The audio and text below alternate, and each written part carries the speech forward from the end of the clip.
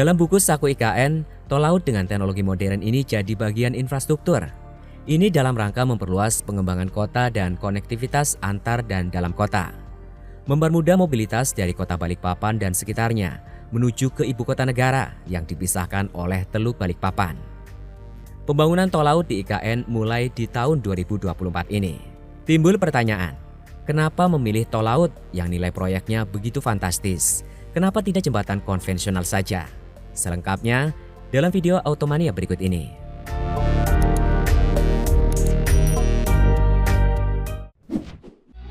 Pemilihan untuk membangun tol bawah laut di IKN, meski nilai proyeknya tidak sedikit. Tapi kalau kita bicara tujuan praktisnya sangat penting, karena sebagai infrastruktur konektivitas di IKN. Ini akan mempersingkat jarak tempuh masyarakat dari kota-kota sekitar, seperti Samarinda dan Balikpapan yang dipisahkan oleh Teluk Balikpapan, ke Kabupaten Kutai Kartanegara dan Penajam Pasir Utara yang jadi lokasi IKN. Selama ini warga dari Balikpapan yang akan menyeberang ke Penajam Pasir Utara harus menggunakan alat transportasi laut seperti kapal klotok, speedboat, dan kapal feri. Nantinya, dengan adanya tol yang dilengkapi dengan terowongan bawah laut, perjalanan akan jauh lebih cepat. Dari yang tadinya 50 menit saja, bisa hanya menjadi 30 menit saja. Pertanyaannya, kenapa juga harus tol bawah laut? Kenapa bukan jembatan saja? Bukankah lebar teluk hanya sekitar 5 hingga 7 km, yang sangat memungkinkan untuk membangun jembatan? Dari segi biaya juga relatif jauh lebih kecil. Tentu ini juga sudah dipikirkan oleh pemerintah. Mereka juga awalnya berencana membangun jembatan karena jauh lebih ekonomis. Namun karena pertimbangan keseimbangan ekosistem, pemerintah lebih memilih membangun terowongan bawah atau immerse tunnel. Karena dengan ini, tidak ada tiang yang ditancapkan yang merusak ekosistem bawah laut. Ternyata pemerintah mau melindungi bekantan yang diambang punah, besut, fauna dan flora endemik lainnya yang ada di sekitar Balikpapan. Perlu diingat, Balikpapan juga adalah kawasan mangrove yang harus dijaga kelestariannya. Pembangunan tol bawah laut ini akan jadi yang pertama kalinya di Indonesia. Namun ini bukanlah teknologi baru. Sudah ada beberapa kota yang menggunakan teknologi immerse sebagai pengganti jembatan. Contoh penerapannya seperti di Vehmar di Eropa dan di Gyeonggi, Busan di Korea Selatan.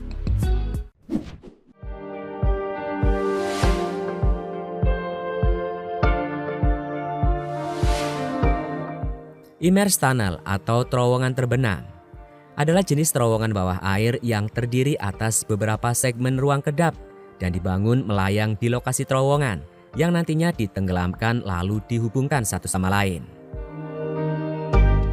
Sistem ini diterapkan pertama kali di Pelabuhan Boston, Amerika Serikat di tahun 1893. Immerse tunnel ini kebanyakan dipakai pada pembangunan penyeberangan jalan sungai, muara, dan saluran laut atau pelabuhan. Terowongan immerse tunnel terdiri dari bagian-bagian yang terpisah, yang masing-masing komponen yang telah dirakit dikelola, kemudian di setiap ujungnya disegel dengan sekat sehingga dapat melayang di air. Pada saat yang bersamaan, bagian yang berada pada jalur terowongan disiapkan, dengan parit yang berada di bawah saluran yang kemudian dikeruk dengan halus untuk mendukung elemen immerse tunnel. Selanjutnya, elemen tersebut pada tempat akhir lalu ditambahkan beban yang gunanya untuk menenggelamkan elemen ke posisi akhir. Tahap tersebut merupakan tahapan yang penting karena harus dipastikan penempatan elemennya tepat. Setelah terpasang, elemen tersebut disambungkan, lalu terowongan pun dikosongkan dan dibuat kedap air. Proses tersebut dikerjakan secara berkelanjutan serta berurutan. Parit yang sudah dikeruk tadi kemudian ditimbun lagi dan diberi pelindung seperti batu. Tanah di sekeliling elemen pun diperkuat sehingga mesin bor terowongan dapat mengebor hingga ujung portal yang berada di darat. Setelah semua tahap dilakukan, maka bisa dilanjutkan dengan proses fit-out internal.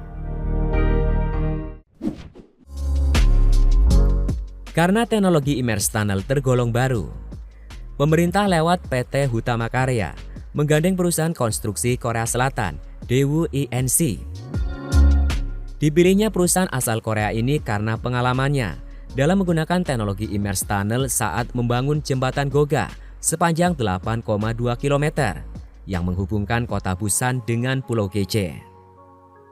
Pada jembatan tersebut terdapat konstruksi immerse tunnel sepanjang 3,7 km. Terowongan yang dikerjakan oleh Daewoo jauh lebih sulit karena punya kedalaman sampai 48 meter di bawah permukaan laut yang membuatnya menjadi terowongan terdalam di dunia. Setelah diskusi antara tim engineer Hutama Karya dengan Daewoo, diputuskanlah bahwa perkiraan biayanya antara 8 triliun sampai 10 triliun rupiah untuk terowongan yang panjangnya sekitar 2 km. Sementara soal dananya dari mana? Kemungkinan dari strategic partner atau salah satu opsinya adalah kerjasama pemerintah dan badan usaha. Harus diakui memang teknologi immerse tunnel masih relatif mahal.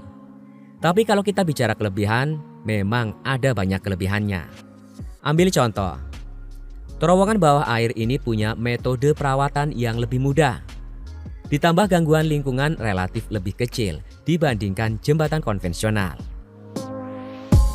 Mengingat biaya yang fantastis, apakah tol bawah laut ini masuk menjadi prioritas dalam pembangunan IKN? Sebagai informasi, pembangunan tol secara keseluruhan di IKN sampai akhir tahun 2023 yang sudah berjalan ada 3 seksi dan progresnya sudah 60%. Sementara untuk proyek terowongan bawah laut masuk bagian dari proyek seksi 4. Dan pemerintah berkomitmen proyek jalan tol akan selesai di tahun 2024. Pembangunan proyek tol di IKN ini terus jadi prioritas pemerintah karena untuk mendongkrak produktivitas dan transformasi ekonomi dan menstimulasi pembangunan daerah, bisa mempercepat mobilitas orang dan barang dari dan menuju IKN. Jika terowongan di bawah air ini rampung, Indonesia adalah salah satu dari sedikit negara di dunia yang punya tol bawah laut, yang artinya bisa dibilang Indonesia sejajar dengan negara-negara maju.